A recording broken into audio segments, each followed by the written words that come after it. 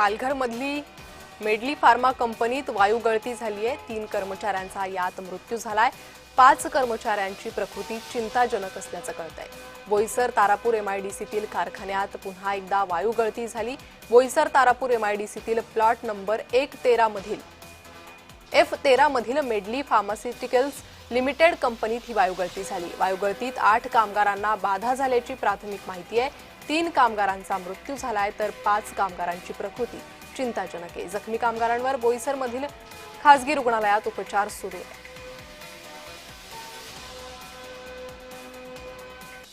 आपले safety director आहे किंवा एमपीसीबी आहे किंवा एमएससीबी आहे, या ठिकाणी अधिकाऱ्यांचे बिलकुल त्याच्यावरती त्याचे नियंत्रण नाही आणि परिणाम स्वरूप अशा प्रकारच्या घटना सतत त्या ठिकाणी घडत आहेत।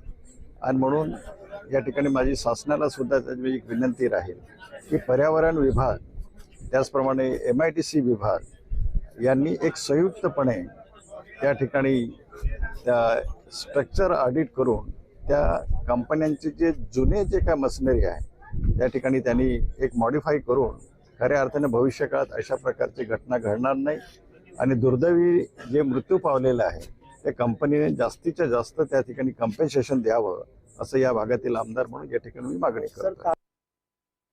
एक आदमी कंपनी में नहीं मिल रहा था, वो अंदर ही डेथ कर गया था कंपनी में। उसको ढूंढने के लिए मेरे भाई धीरज और 3-4 लोग और लोग निकले, एक साहब थे वो भी निकले और वो जब भी गए तभी से अंदर के अंदर ही रह गए प्लांट में।